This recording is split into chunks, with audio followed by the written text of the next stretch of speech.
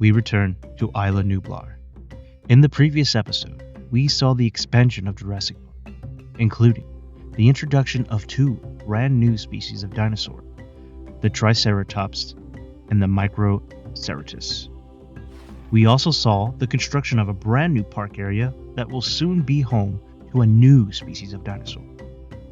Speaking of which, the enclosure to hold this new species of dinosaur was retrofitted with a small pond, a forest, and tall grass for hiding. At the time, it was anybody's guess at what species would be introduced. The only clue they were given was the presence of raw meat and goat feeders.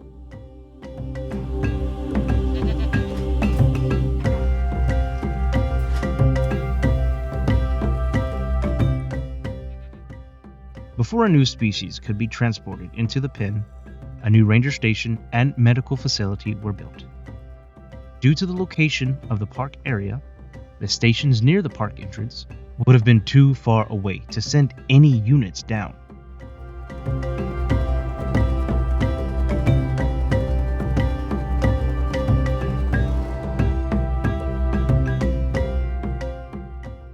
Back at the Science and Research Facility, Dr. Wu and his scientists began to work on creating a new species of dinosaur.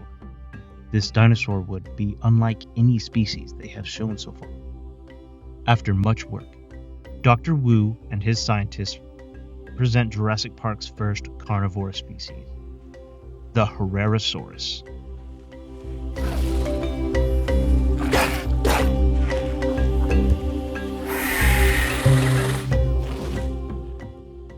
Three Herrerasaurus specimens were created, and almost immediately after releasing them into the holding pens, a capture team was sent to sedate the species.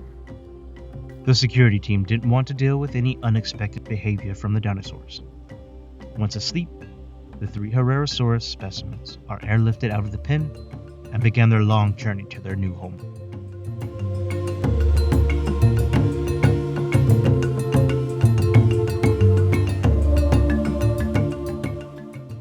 Once transported to the enclosure, the Herrerasaurus immediately began to explore their new surroundings. The ranger teams were on heavy standby as the dinosaurs explored their home, anticipating a potential break-in.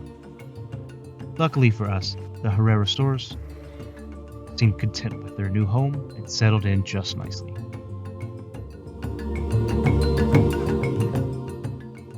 Once the park area was open, guests began to pour in to see the new dinosaurs. It was made clear to Hammond and his team that guests wanted more carnivore species in the park, so the construction team began to work on expanding the area. New enclosures were constructed. It was more about the same size as the Herrerasaurus pen, but shaped differently.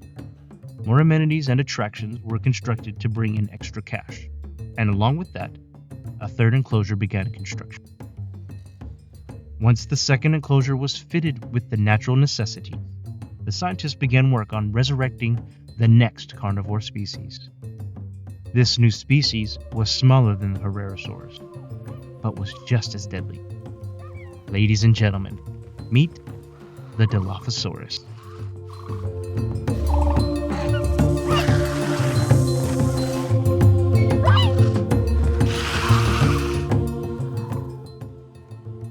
Sedate, capture, airlift, and transport.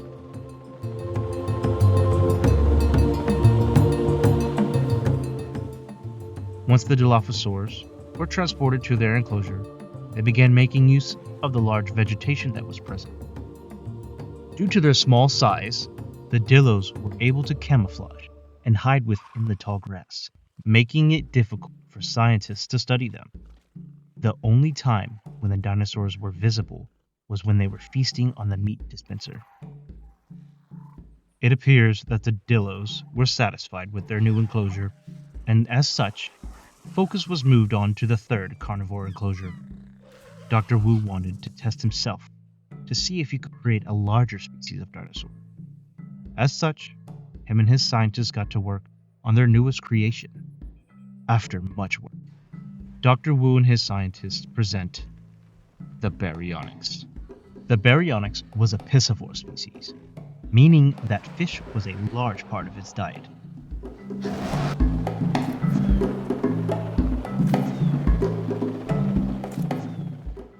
Once the 3 specimens were sedated, they were airlifted out of the holding pen and sent to their enclosure.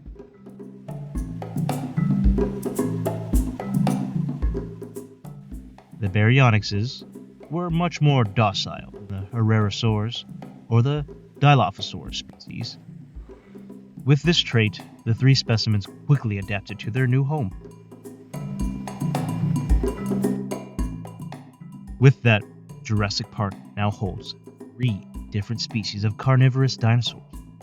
Tickets began to skyrocket, with guests wanting to see the meat-eating dinosaurs live in person. Hammond only saw dollar signs from this, and he begins making plans for more park expansions in the coming future.